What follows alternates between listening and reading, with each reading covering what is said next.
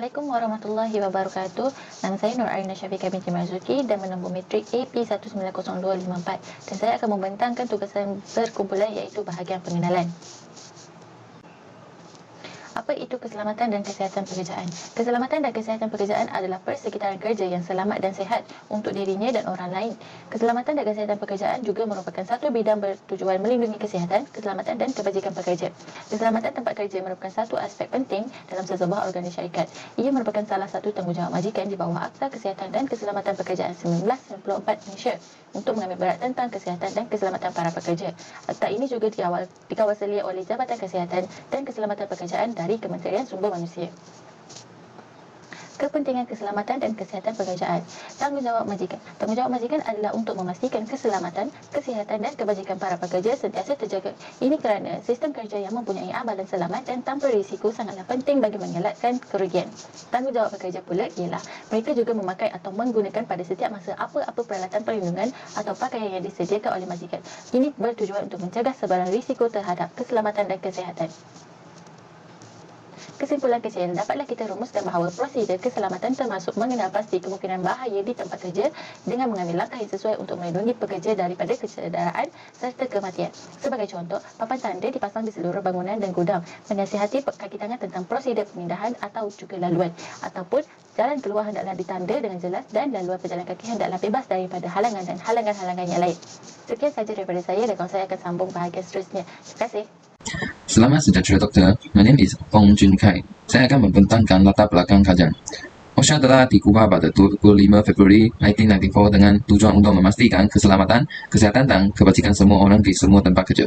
Tujuan OSHA 1994 adalah untuk mempromosikan dan menggalakkan kesedaran keselamatan dan kesihatan pekerjaan di kalangan pekerja dan untuk mewujudkan organisasi bersama-sama dengan langkah-langkah keselamatan dan kesihatan yang berkesan.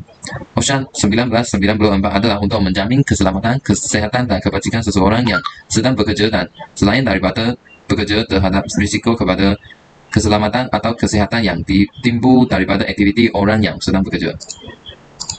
Terusnya, latar belakang syarikat. JBB Builder telah memantapkan dirinya sebagai salah satu syarikat pembinaan maritim terkemuka di Malaysia daripada 2012 dan mempunyai rekod prestasi menyiapkan projek pembinaan marin berskala besar. JBB Builder merancang, menyelaras dan mengurus kaki tangan teknikal dalaman dan berunding luarnya merentas semua operasi yang untuk menyediakan ukur hidrografi, reka bentuk pra penampakan, pengendalian pasir dan pemfailan hanyalah beberapa perkhidmatan khusus yang tersedia. Pada tahun 2015, JBB Marines MSDD Sdn Bhd telah ditubuhkan dengan maklumat menyewa pengangkut pasir untuk pengangkutan marin pada tahun 2015. Thank you. Assalamualaikum warahmatullahi wabarakatuh. Nama saya Siti Nurfatihah binti Awal Merah. Nombor matrik AP 190223 dan saya akan membentangkan bahagian saya iaitu metodologi kajian. Bahagian ini membincangkan kaedah kajian iaitu penerangan mengenai latar belakang organisasi.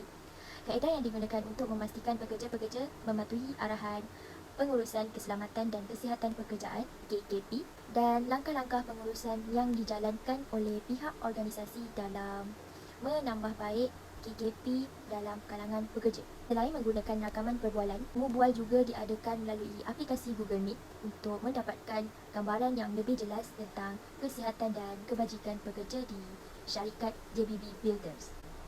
Kaedah ini akan membantu pengkaji dalam mengumpulkan data-data yang sebenar dan yang boleh dipercayai. Kajian kualitatif mengenai isu ini pada asasnya berbentuk analisis, wacana lisan yang melibatkan perbualan antara subjek kajian dengan perbualan. Perbualan yang berlaku secara formal dirakam dengan menggunakan pita rakaman sebelum transkripsi, dianalisis dan ditafsir. Jenis kajian dan pendekatan adalah sangat penting kepada sesuatu kajian yang dijalankan. Kajian terbahagi kepada dua, iaitu kajian kualitatif dan kajian kuantitatif. Kajian kualitatif adalah kajian yang menggunakan maklumat dan data yang bersifat kualitatif. Data kualitatif diperoleh melalui kaedah pemerhatian, temu bual, analisis dokumen atau apa-apa cara untuk mendapatkan data yang lengkap. Antara kaedah yang diamalkan dalam kajian ini adalah kaedah temu bual bersama Puan Siti Salma binti Abdul Ghani selaku pengurus sumber kemanusiaan dari syarikat JBB Builders melalui aplikasi Google Meet. Temu ramah ini diadakan untuk merungkai beberapa soalan mengenai kefahaman serta pengamalan keselamatan oleh staf di tempat kerja. Dengan cara ini, maklumat terperinci mengenai masalah dapat dikesan. Kuantitatif membawa maksud, bilangan dan boleh diukur dengan menggunakan alat-alat ujian seperti soal selidik dan tujuan. Kajian kuantitatif ini bertujuan untuk menjawab persoalan kenapa, bagaimana dan mengapa sesebuah situasi itu berlaku. Sumber data terbahagi kepada dua bahagian yang terdiri daripada data primer dan data sekunder. Data primer merupakan data yang dicari sendiri oleh pengkaji untuk kajian ini, iaitu borang soal selidik, soalan temu bual dan catatan pemerhatian. Manakala, sumber sekunder pula melibatkan data yang sudah sedia ada seperti data kemalangan di dalam sesebuah industri dan laporan keselamatan dan kesihatan daripada kajian yang lain. Data primer juga dipanggil data mentah dan tidak boleh digunakan secara langsung.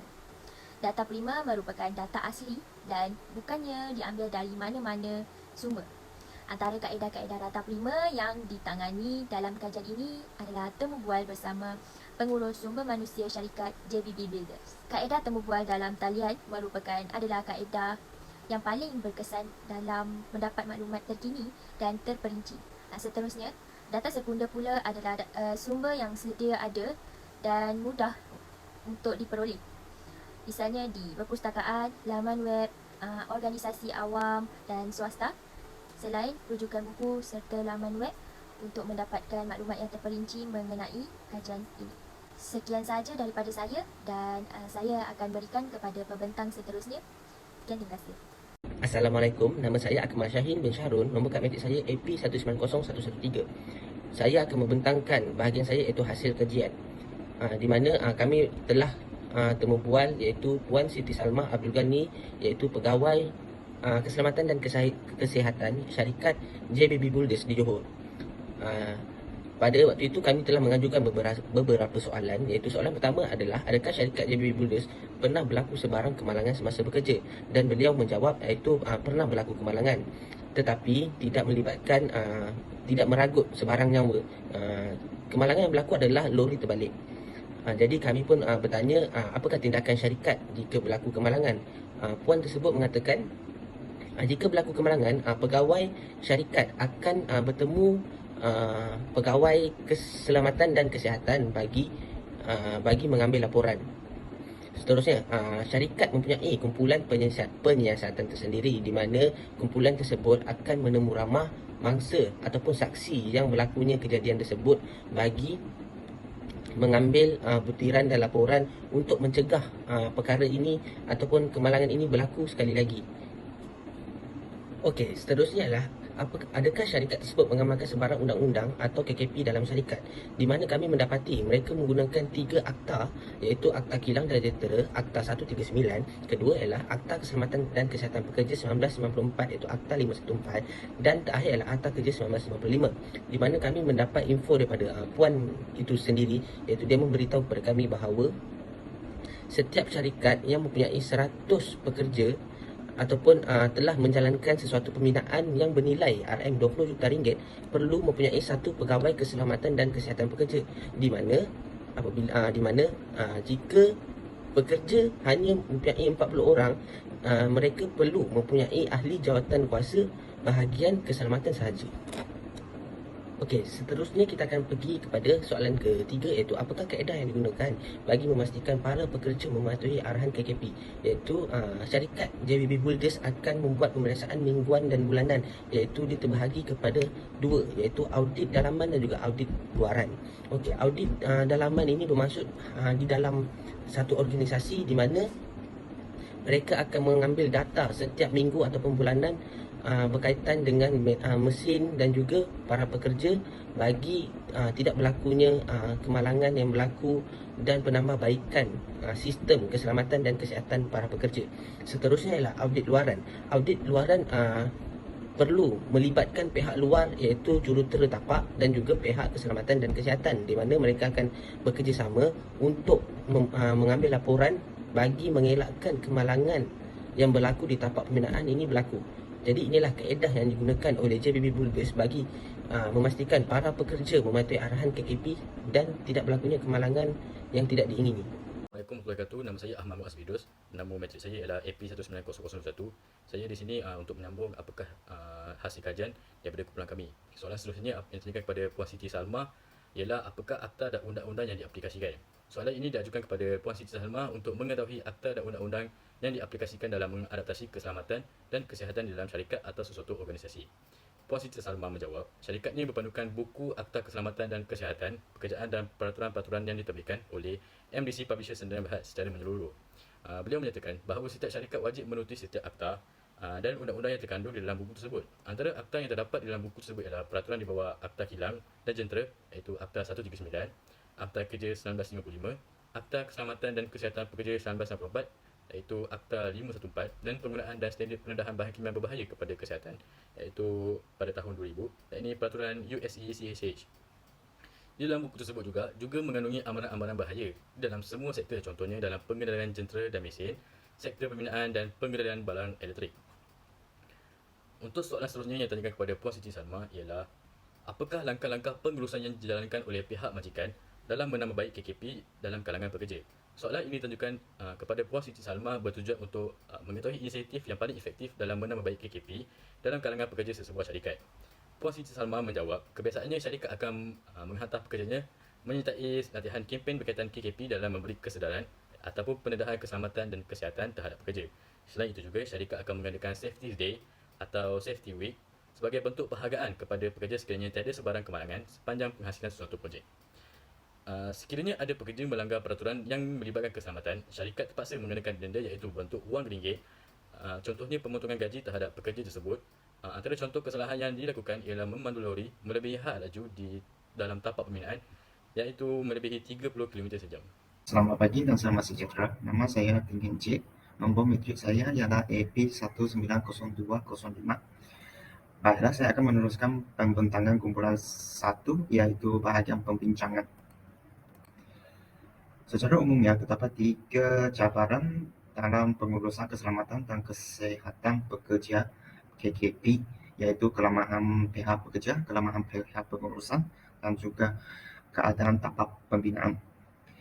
Untuk kelemahan pihak pekerja, patut peribadi setiap pekerja seperti kekurangan pengalaman, pengetahuan, tiada kelayatan dalam bidang kerja yang dijalankan, mabuk, daya penglihatan yang terhad dan juga pengambilan dada adalah faktor berlakunya kemalangan di tapak pembinaan.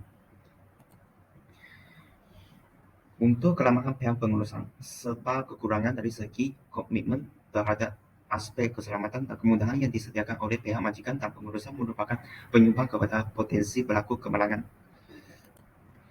Bagi keadaan tapak pembinaan, keadaan ke tempat kerja yang membahaya berpotensi untuk berlaku sebarang kemalangan. Misalnya, susunan mesin atau perkakasan yang membahaya dalam kedudukan yang salah seperti perserakan yang menghalang pergerakan rutin. Selain itu, dalam pembincangan kami juga mengemukakan beberapa langkah-langkah pengurusan yang boleh dijalankan oleh pihak majikan dalam menambah baik pengurusan keselamatan dan kesihatan pekerja KKP. Yang pertama, mereka yasa pengurusan hygiene industri. Sebagai contoh, mengintegrasikan maklumat berkaitan pekerjaan dalam dokumen identiti dan rekod kesihatan. Yang kedua, mempromosikan budaya pencegahan. Pihak majikan boleh memupuk budaya pencegahan dalam kalangan pihak industri, pihak kepentingan dan orang awam melalui perkongsian pengetahuan, amalan terbaik dan maklumat KKP. Yang ketiga, penyediaan perkhidmatan kesihatan pekerjaan di tapak pembinaan. Majikan boleh mengenal pasti sebarang penyakit di tempat kerja pembinaan pada peringkat awal. Bentuk saringan awal adalah penting untuk merawat penyakit pekerjaan seperti penyakit muskuloskeletal dan penyakit kulit pekerjaan. Yang terakhir ialah penaksiran risiko keselamatan yang menyeluruh. Penaksiran risiko melalui penyediaan ekonomi akan membantu untuk menambah baik tempat kerja melalui reka bentuk stesen kerja, peralatan dan persekitaran kerja. Sekian sahaja pembentangan saya. Assalamualaikum warahmatullahi wabarakatuh. Nama saya Ahmad Bukhari bin Abdul Aziz, AP 190404. Sekarang saya akan membentangkan berkaitan dengan kesimpulan bagi kerja berkumpulan daripada kumpulan 1. Baik, semua pihak yang berkenaan sama ada kerajaan, syarikat ataupun pekerja mahukan tempat kerja yang selamat dan sihat serta bebas daripada bahaya kemalangan dan penyakit pekerjaan. Mana-mana pekerja akan merasa selamat dan selesa bekerja dalam organisasi di mana majikan memberikan penekanan yang kuat terhadap keselamatan dan kesihatan pekerja. Pada masa yang sama, kadar kemalangan industri yang rendah menawarkan imej yang positif kepada negara, mengundang syarikat asing untuk melabur, majikan yang mengabaikan komponen keselamatan dan kesihatan pekerjaan serta gagal menjalankan penilaian risiko dan menjalankan pengurusan risiko yang sesuai, meningkatkan kemungkinan kemalangan di tempat kerja berlaku. Menurut data, terdapat 42,513 kemalangan di tempat kerja dilaporkan di Malaysia pada 2017, bersamaan dengan 116 kejadian setiap hari. Sementara itu, terdapat 711 kejadian maut yang bersamaan dengan 2 kejadian setiap hari. Kerajaan melalui Pertubuhan Keselamatan Sosial (Perkeso) telah menyediakan sejumlah wang berjumlah RM3.27 bilion pampasan kepada mangsa. Ini menunjukkan bahawa setiap kemalangan mengakibatkan pembelanjaan yang besar dan akibatnya memberikan kesan kepada orang yang terlibat sama ada secara langsung atau tidak langsung. Keselamatan dan kesihatan pekerjaan adalah isu kritikal yang memerlukan perhatian penuh organisasi pekerjaan. Pekerja yang kerap terlibat dalam kemalangan industri atau mengalami masalah kesihatan akan memberikan kesan negatif terhadap prestasi dan output organisasi. Reputasi syarikat sebagai majikan yang penuh belas kasihan akan terjejas akibatnya.